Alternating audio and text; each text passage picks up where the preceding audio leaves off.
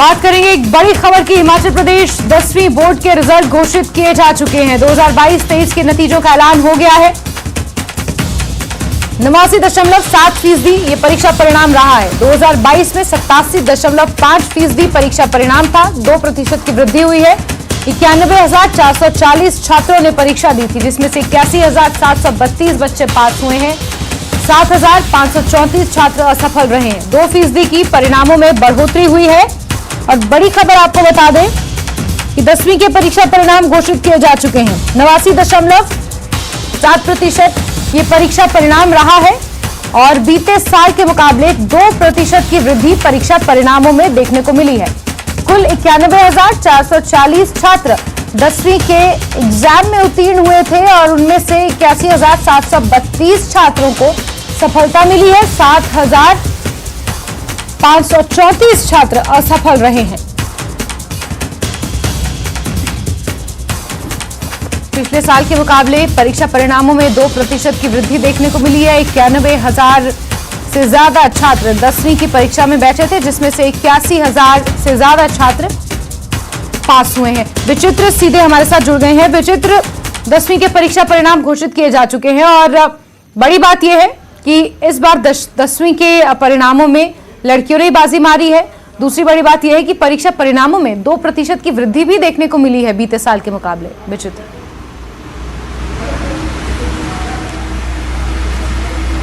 Jasmine, निश्चित तौर पर देखिए, सबसे पहले तो हम उन अभिभावकों को और उन जितने भी परीक्षार्थी थे जिनके आज रिजल्ट्स डिक्लेयर हुए हैं, उनको बहुत बहुत शुभकामनाएं देते हैं और उनके उज्जवल भविष्य की कामना करते हैं। न्यूज़ 18 हमेशा से ही उन बच्चों के उज्जवल भविष्य की कामना करते हैं जो कि हमारे देश के कर्णधार भी हैं, क्योंकि मैट्रिक के बाद ही ये डिसाइड होता है कि उनको कौन सी दिशा में जाना है, क्योंकि बहुत से बच्चे जो है वो अलग अलग दिशाओं में जाते हैं, अलग अलग सब्जेक्ट चूज करते हैं। तो उन सभी के लिए जो है वो बहुत बहुत शुभकामनाएं। बिल्कुल आपने सही कहा है, इस बार जो है वो रिजल्ट्स जो है 2% ज्यादा रहा और बाकायदा इस पर जो है खुद जो बोर्ड के सचिव हैं डॉक्टर मेजर विशाल शर्मा, उनकी ओर से भी इस पर जोर दिया गया है कि क्योंकि जब 19 मई को जब रिजल्ट 12th का डिक्लेयर किया गया था तो उस वक्त 14.5% की गिरावट देखी गई थी, लेकिन जब मैट्रिक का रिजल्ट जब बनाया, मुकम्मल होकर उनके सामने आया और उसमें 2% की बढ़ोतरी थी, तो उनको भी खुशी हुई है। तो ये बात भी उन्होंने इस बात पर भी यहाँ पर जोर दिया है। उन्होंने कहा है कि जिस तरह से 2% की बढ़ोतरी हुई है, यानी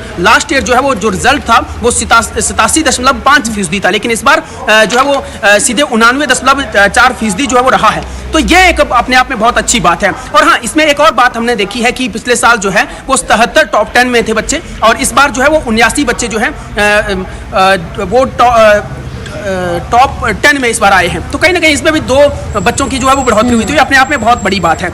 चलिए फिर आगे थोड़ा सा हम लोग पूरा ऑल ओवर देखते हैं। तो टोटल जो बच्चे थे जैस्मिन, जो मैट्रिक में इस बार एग्जाम दिया जिन बच्चों ने, उनकी जो संख्या बताई गई है वो है 91,440 और जो पास आउट हुए हैं वो है 81,732 बच्चे जो पास आउट हुए हैं। एब्सेंट जो बच्चे हुए हैं उनकी संख्या भी यहाँ बताई गई है, 307 बच्चे जो है वो एब्सेंट रहे, यानी उन्होंने परीक्षा नहीं दी थी। और इसके साथ साथ जैसे हमने कहा है कि 2200 के करीब परीक्षा केंद्र बनाए गए थे पूरे हिमाचल प्रदेश में और 43 मूल्यांकन केंद्र बनाए गए थे जहां पर मूल्यांकन हुआ है। इसके अलावा हम लोग अगर जो सफल रहे हैं बच्चे, उनकी अगर संख्या यहां पर बताएं तो 7,534 के करीब ये बच्चे हैं जो कि असफल हुए हैं। और इसी के साथ जिनकी कंपार्टमेंट आई है उनकी जो संख्या है वो है 1,682।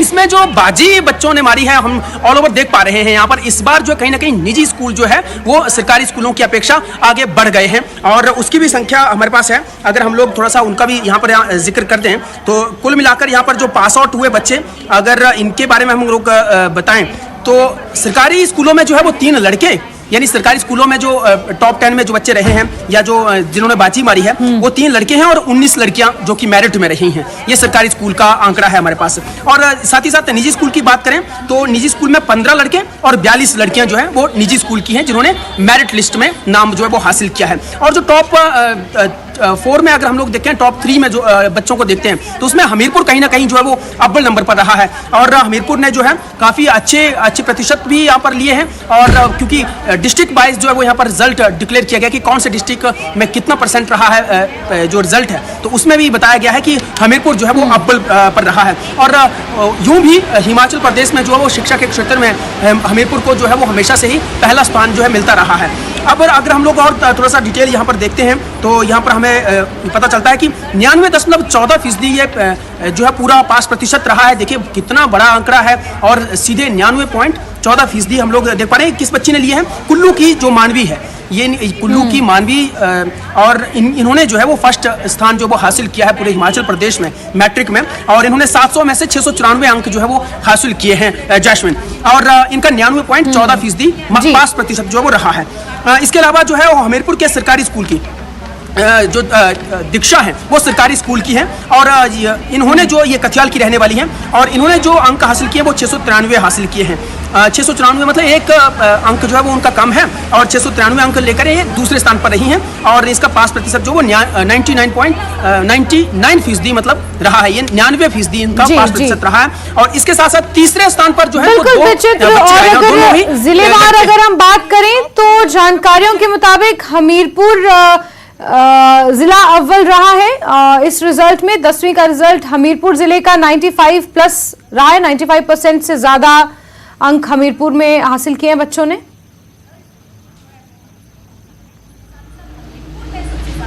बिल्कुल यही हम लोग देख पा रहे हैं। देखिए यहाँ पर जो है हम लोग अगर देखें तो हमीरपुर में जी हम वही हम चीज़ जो है वो यहाँ पर अपने दर्शकों को बता रहे थे कि अगर देखें तो हमीरपुर ने वाकई में बहुत अच्छा यहाँ पर जो है वो स्थान हासिल किया है। 96.3% जो है वो 3% इनका पास प्रतिशत रहा है। तो ये पूरे हिमाचल प्रदेश में अपने आप में एक बहुत बड़ा आंकड़ा है पास प्रतिशतता की लिहाज से। और वैसे भी जैसे मैंने पहले ही कहा है कि हमीरपुर हमेशा से ही जो है वो शिक्षा के क्षेत्र में अव्वल ही माना जाता रहा है, और यहाँ पर जो है वो शिक्षा के क्षेत्र में जो है काफ़ी ज़्यादा जो है हमीरपुर ने तरक्की भी की है। हालांकि ये बात लग है कि जनसंख्या के लिहाज से भी ये हमीरपुर जो काफ़ी ज़्यादा बड़ा डिस्ट्रिक्ट जो वो माना जाता है, और घनत्व भी जनसंख्या घनत्व भी सबसे ज़्यादा जो है वो हमीरपुर का है, और पास प्रतिशत भी यहाँ पर अच्छा है। तो इससे पता चलता है कि हमीरपुर जो है वो कहीं ना कहीं शिक्षा के क्षेत्र में बहुत अच्छे पायदान पर है और अच्छे स्थान पर है।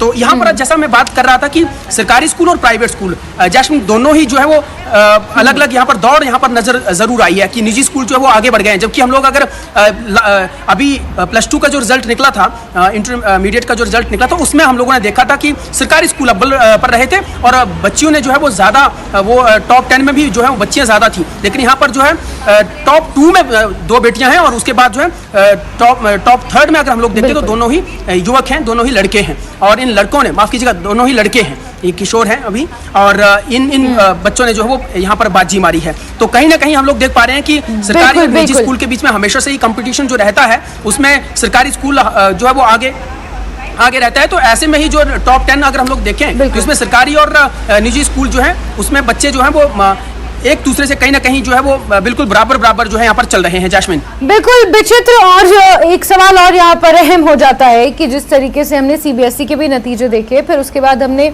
12th के भी नतीजे देखे हैं हिमाचल प्रदेश स्कूल शिक्षा बोर्ड के, उसमें ये माना जा रहा था कि कोविड के बाद जिस तरीके से परसेंटेज डाउन गया है, कहीं ना कहीं बच्चों की शायद लैक ऑफ प्रैक्टिस रही हो, या फिर क्या कुछ भी कारण इसके पीछे मान सकते हैं कि बच्चों ने जो ऑफलाइन एग्जाम इतने लंबे अंतराल के बाद दिए, और उसका नतीजा ये निकला कि बच्चों की परसेंटेज में काफी गिरावट देखने को मिली थी। 12th में 14% की गिरावट थी हिमाचल प्रदेश के बोर्ड के नतीजों में, लेकिन 10th में ऐसा नहीं हुआ है। 10th का जो रिजल्ट आया है उसमें कहीं ना कहीं वृद्धि देखने को मिली है। और इसी के साथ ये जो एक तरीके से धारणा थी कि शायद कोविड के बाद बच्चों का रिजल्ट का ये हाल है, ये धारणा भी टूटती हुई यहाँ पर नजर आ रही है।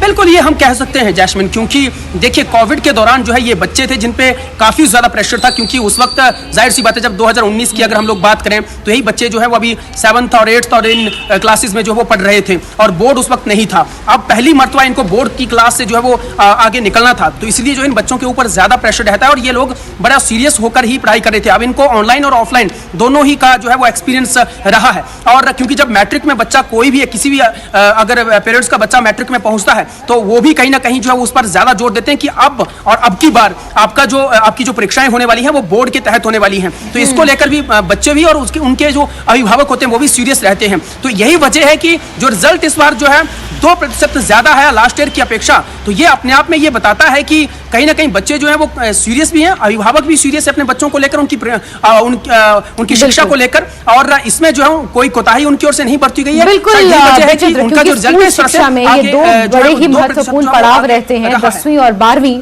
जिसके तहत बच्चों का भविष्य जो है वो तय किया जाता है। विचित्र नजर आप बना के रखें, क्योंकि बहुत से बच्चों ने टॉप किया है तो उनकी तरफ से प्रतिक्रियाएं भी सामने आएंगी। और हमसे जुड़ने के लिए, तमाम अपडेट्स के लिए आपका बहुत बहुत शुक्रिया। और साथ ही दर्शकों को ये भी बता दें कि आप अपना 10वीं का रिजल्ट न्यूज़ 18 की वेबसाइट पर भी चेक कर सकते हैं। आपको जाना है news18hp.com और वहां पर भी आप अपना रिजल्ट सबसे पहले देख सकते हैं। चलिए खबरों के सिलसिले को आगे बढ़ाते हैं और कश्मीर की तरफ रुख करते हैं। G20 बैठक के सफल समापन के बाद विभिन्न देशों के प्रतिनिधियों की वापसी हो गई है। डेलीगेट्स अपने साथ सुनहरी यादें ले गए हैं। इस संबंध में श्रीनगर अंतर्राष्ट्रीय हवाई अड्डे पर सुरक्षा के पर्याप्त इंतजाम भी किए गए थे।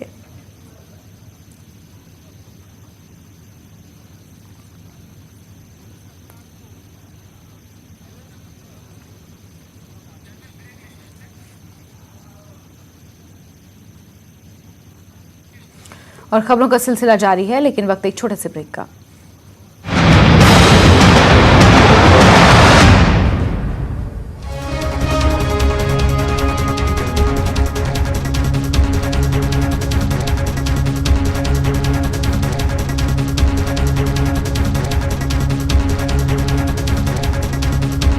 बैद्यनाथ कब्ज हर, पुरानी कब्ज, एसिडिटी व अन्य पेट की परेशानी में उपयोगी।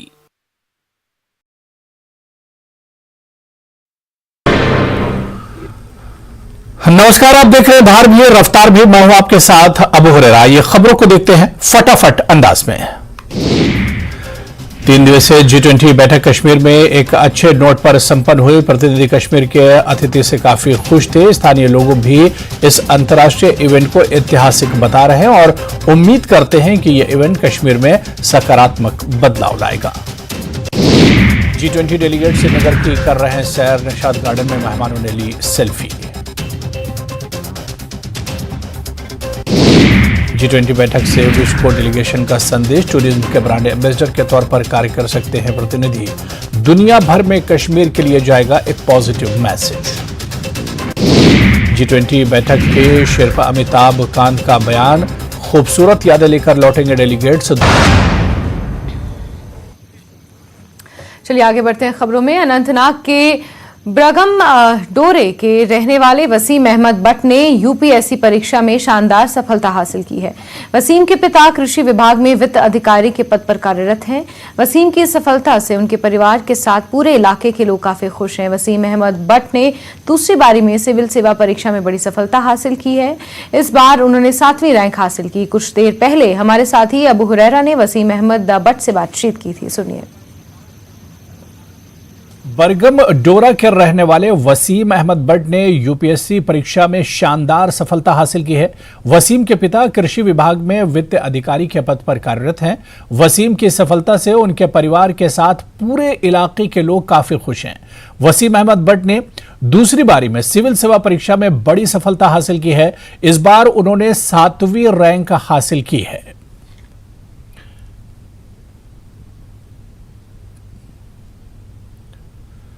और चलिए इस वक्त खुद वसीम हमारे साथ जुड़े हुए हैं। उन्हीं से उनकी सफलता का राज जानने की हम कोशिश करते हैं। सबसे पहले वसीम, आपका बहुत इस्तकबाल है न्यूज़ 18 JKLH में और हमारी तरफ से, हमारे चैनल की तरफ से आपको बहुत मुबारकबाद इस शानदार कामयाबी पर। वसीम, आप तक मेरी आवाज पहुंच रही है?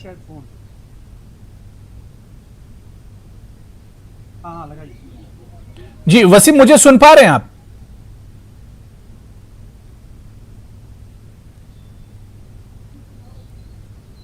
तो खुद वसीम के घर पर इस वक्त हमारे नुमाइंदे मौजूद हैं और वसीम से हम बात करने की कोशिश कर रहे हैं। वसीम की सफलता पर उनका पूरा परिवार बहुत खुश है और इसके अलावा खुद पूरे इलाके में खुशी की एक लहर दौड़ गई है। वसीम की इस कामयाबी के बाद जाहिर सी बात है कि एक नाम रोशन किया है पूरे परिवार का, पूरे इलाके का। उन्होंने इस कामयाबी के बाद ऑल इंडिया 7वीं रैंक वसीम ने यूपीएससी में पाई है। दूसरी बार में ही उन्होंने 7वीं रैंक हासिल की है।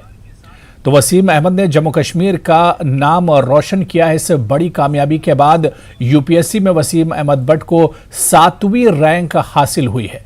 वसीम की सफलता पर उनके परिवार वाले भी बहुत खुश हैं। वसीम के पिता कृषि विभाग में वित्त अधिकारी के तौर पर काम करते हैं। वसीम अहमद ने जम्मू कश्मीर का नाम रोशन किया है, अपने परिवार का नाम रोशन किया है इस बड़ी कामयाबी के बाद। खुद वसीम से हम जुड़ने की कोशिश कर रहे हैं और इस कामयाबी का राज जानने की कोशिश कर रहे हैं कि किस तरह से, कितना मुश्किल उनका ये सफ़र था और किस तरह से उन्होंने इस सफ़र को एक तरह से पार किया है, मुकम्मल किया है और ये कामयाबी हासिल की है। खुद वसीम हमारे साथ कुछ ही पलों में जुड़ेंगे और उनसे हम बात करने की कोशिश करेंगे। आपको बताते चले कि वसीम का ताल्लुक जम्मू कश्मीर के अनंतनाग के बरगम डोरा के इलाके से है और वसीम की ये जो कामयाबी है छोटी मोटी कामयाबी नहीं है। ऑल इंडिया 7वां रैंक वसीम ने हासिल किया है और महज दूसरी बार में ही वसीम ने ये बड़ी कामयाबी हासिल की है और यही वजह है कि उनके घर पर एक जश्न का माहौल है, उनके रिश्तेदारों में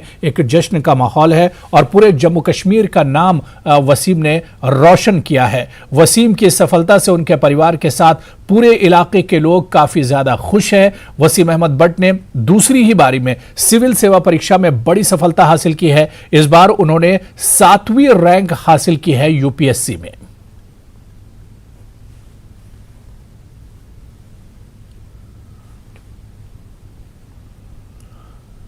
तो अनंतनाग से वसीम का ताल्लुक है और खुद हम वसीम से जुड़ने की कोशिश कर रहे हैं। वसीम के पिता कृषि विभाग के वित्त अधिकारी के पद पर कार्यरत हैं। वसीम की इस सफलता से उनके परिवार के साथ पूरे इलाके में एक खुशी की लहर दौड़ गई है और चलिए खुद इस वक्त हमारे साथ वसीम हमारे साथ जुड़े हुए हैं। वसीम, आप तक हमारी आवाज पहुंच रही है? हाँ जी बिल्कुल। हाँ वसीम, सबसे पहले तो आपका बहुत इस्तकबाल है न्यूज़ 18 JKLH में और हमारी और हमारे चैनल की तरफ से आपकी इस बड़ी कामयाबी पर आपको बहुत बहुत मुबारकबाद।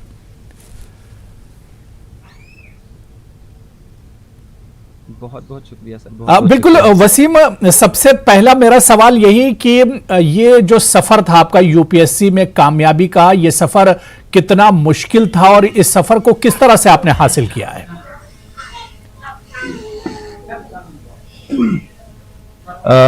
ये जो यूपीएससी का सफ़र होता है आई वुड से सबके लिए मुश्किल होता है और मेरे लिए स्पेसिफिकली बिकॉज मैं इस इलाके से आता हूँ, यहाँ पे पहले किसी ने ये एग्ज़ाम नहीं किया था तो कोई गाइडेंस नहीं था मेरे पास। वो एक प्रॉब्लम रही थी, रिसोर्सेज का प्रॉब्लम रहा था।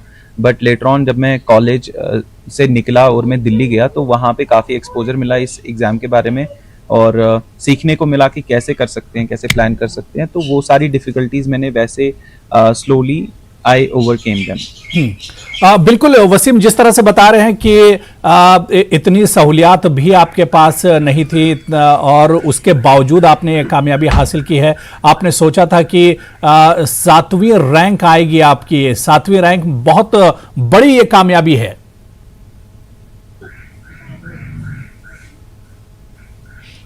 हाँ जी बिल्कुल, मैंने ऐसा सोचा तो नहीं था। आई थिंक इस एग्ज़ाम में कोई स्टूडेंट भी ऐसा नहीं होता जो सोचता है AIR 1B प्रीलिम्स की फिर से प्रिपरेशन करता है। तो वैसे ही मैं भी होपफुल था कि इस बार टॉप 70 में आऊँगा IAS के लिए, बिकॉज टॉप 70 आना पड़ता है। बट ऐसा नहीं सोचा था कि ऐसी रैंक आएगी which will be in top 10। तो जब मैंने ये रैंक देखी तो उसकी वजह से जो एक्साइटमेंट मेरे में पैदा हुई वो मैं लफ्ज़ों में बयान नहीं कर सकता। बिल्कुल बिल्कुल वसीम, जाहिर सी बात है कि ये बहुत बड़ी कामयाबी है, टॉप 7 में आप हैं। वसीम, एक चीज़ और समझना चाहते हैं कि आप बहुत खुशकिस्मत हैं जिसमें आपका सिलेक्शन हुआ है और हजारों नहीं बल्कि लाखों कैंडिडेट्स और उम्मीदवार होते हैं जो यूपीएससी में बैठते हैं और इसी उम्मीद से बैठते हैं कि उनका सिलेक्शन होगा, लेकिन उन्हें मायूसी का सामना करना पड़ता है। ऐसे लोग जो कई बार यूपीएससी में बैठे और उनका सिलेक्शन नहीं हुआ, उनके लिए क्या कुछ कहना चाहेंगे आप?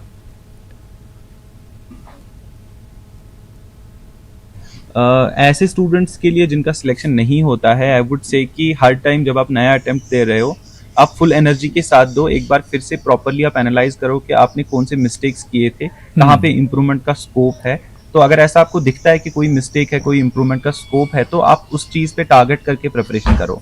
तो जैसे मैंने लास्ट टाइम जो किया था, उसके अलावा मैंने इस टाइम थोड़ी सी अलग प्रिपरेशन करी बेस्ड ऑन कि मैंने लास्ट टाइम कैसा किया था। तो उस हिसाब से you can improve in the next attempt और होपफुली आपका नेक्स्ट अटेम्प्ट में अच्छा होगा। बिल्कुल वसीम, आपकी कामयाबी के बाद एक चीज तो बिल्कुल साफ हो गई है कि आप देश के कहीं भी दूर दराज इलाके में रहते हैं, आउटस्कर्ट्स में रहते हैं, ये तमाम चीजें माने नहीं रखती हैं। आपके पास कितने वसाइल हैं ये भी माने नहीं रखते हैं। सिर्फ आपकी मेहनत और आपकी लगन जो है ये सिर्फ काफी है आपकी कामयाबी के लिए।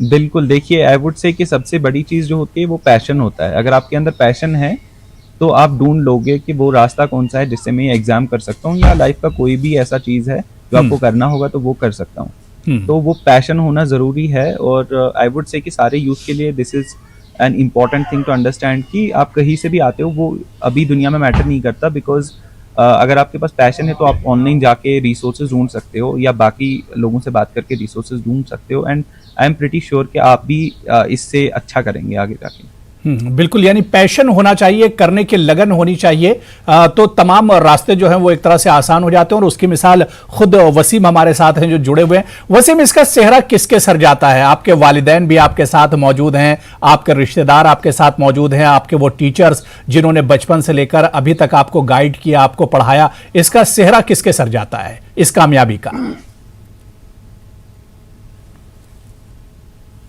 देखिए, सबसे पहले तो मेरे पेरेंट्स जो है उन्होंने ऑब्वियसली इस पूरे जर्नी में मेरा साथ दिया है हर किसी तरीके से। जो मैंने मांगा भी नहीं वो उन्होंने खुद ही दे दिया। तो आई वुड से वो सबसे पहले उनका बोलूँगा। मेरे दादू हैं जो हमेशा से ही मुझे हेल्प करते आए हैं इस एग्ज़ाम में, वो मेरे लिए दुआ करते आए हैं। और यहाँ पे जो भी लोग हैं वो मेरे रिलेटिव्स जो यहीं पे रहते हैं हमारे अराउंड ही, मेरे अंकल्स हैं, मेरे आंट्स हैं और मेरे दोस्त वगैरह हैं यहाँ पे। तो उन सब का एक कलेक्टिवली एक सपोर्ट रहा है इस एग्ज़ाम में, जिसकी बदौलत मतलब मैं आज जहाँ पे हूँ वो उनकी बदौलत ही हूँ। Otherwise it's very difficult individually एक बंदे के लिए ये सब करना। बिल्कुल वसीम, एक सवाल आपसे और जानना चाहूंगा आपके स्टडी को लेकर। जब आप इसकी तैयारी कर रहे थे, प्रिपरेशन कर रहे थे यूपीएससी को लेकर, कितने घंटे, क्योंकि जब भी यूपीएससी और आईएएस की बात होती है तो उसमें कहा जाता है कि आपको 18 घंटे पढ़ना पड़ता है, आपको 16 घंटे पढ़ना पड़ता है, आपको बहुत ज्यादा फोकस करना पड़ता है। तो जो इसकी तैयारी की जाती है, आपने जिस तरह से तैयारी की और आपने ये कामयाबी हासिल की, किस तरह से आपने ये प्रिपरेशन की थी? क्योंकि हमारे दर्शकों के साथ दर्शक ये जानना चाहते हैं कि इतनी बड़ी कामयाबी के पीछे का राज क्या है।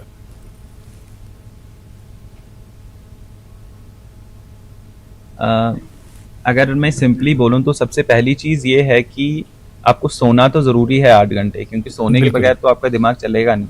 तो 8 घंटे निकाल के आप 16 घंटे रख लीजिए, तो उसमें बाकी चीज़ें भी करेंगे तो एसेंशली आपका 8 घंटे का यू कैन से पढ़ाई होती है। और जब मेंस की बात आती है, जब आप विद इन द एग्ज़ाम होते हो तो तब थोड़ा सा ज़्यादा आप कर सकते हो, 10 घंटे कर सकते हो। तो इसी के around if you work, I am pretty sure कि आप अच्छा करोगे। और ये लोगों पे भी डिपेंड करता है, कुछ लोग 8 घंटे में कर सकते हैं, कुछ लोग 12 घंटे में कर सकते हैं। तो आपको अपना देखना पड़ेगा। बिल्कुल, यानी कि अपना एक टाइम टेबल और एक शेड्यूल बनाना होता है इसकी तैयारी के लिए और पढ़ाई करने के लिए। वसीम, एक आखिरी सवाल मेरा यह है कि जो लोग आईएएस की तैयारी करना चाहते हैं या यूपीएससी की तैयारी करना चाह रहे हैं, नई जनरेशन या जो फ्रेशर्स हैं, उनके लिए क्या कुछ आपका मैसेज होगा, क्या कुछ कहना चाहेंगे न्यूज़ 18 JKLH के इस प्लेटफॉर्म से?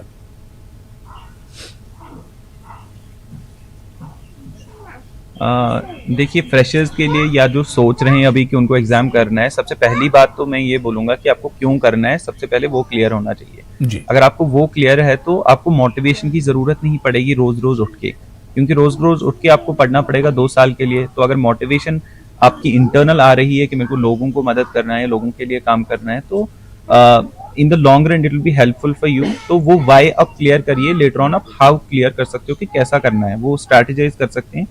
टॉपर्स हैं, टॉपर्स के वीडियोस हैं, हम खुद अवेलेबल हैं लोगों की हेल्प करने के लिए। जी। तो आई वुड से ये सब कंबाइन करके आप डेफिनेटली एग्जाम का ट्राई करिए। बिल्कुल वसीम, बहुत बहुत शुक्रिया एक बार फिर से, बहुत बहुत दिली मुबारकबाद आपको इस बड़ी कामयाबी पर। बहुत बहुत शुक्रिया न्यूज़ 18 JKLH के साथ जुड़ने के लिए और कीमती वक्त देने के लिए, बहुत शुक्रिया। तो चलिए इसी बीच बात कर लेते हैं एक बड़ी खबर की, कश्मीर से मिल रही है, जहां रफियाबाद के पजलपोरा इलाके में तेंदुए का रेस्क्यू किया गया है। वन्यजीव विभाग ने तेंदुए को पकड़ा है। कुछ दिनों से ये तेंदुआ इलाके में घूम रहा था, इसकी वजह से दहशत का माहौल पूरे इलाके में बना हुआ था, लेकिन अब इस तेंदुए का रेस्क्यू कर लिया गया है। बड़ी खबर आपको बता रहे हैं और तस्वीरें भी आप देख सकते हैं किस तरीके से इस तेंदुए को रेस्क्यू किया गया है। ट्रैंकुलाइज कर संभवतः इसे रेस्क्यू किया गया। रफियाबाद के पजलपोरा इलाके का ये वीडियो है जहां एक तेंदुए को रेस्क्यू किया गया है। वन जीव विभाग ने तेंदुए को पकड़ा है। कुछ दिनों से ये इलाके में घूम रहा था, इसकी वजह से लोगों में डर था। स्कूली बच्चों कहीं ना कहीं इसकी वजह से डर और खौफ का उनके अंदर माहौल था और पूरे इलाके में दहशत फैली हुई थी इस तेंदुए के इस तरीके से घूमने से। लेकिन अब इस तेंदुए को रेस्क्यू कर लिया गया है। वन्य विभाग की तरफ से इस तेंदुए का सफल रेस्क्यू किया गया है। वहीं जम्मू कश्मीर से एक और बड़ी खबर, पीड़ित परिवारों से धननगरी मिलने पहुंचे हैं गुलाम नबी आजाद और पीड़ित परिवारों से उन्होंने मुलाकात की है।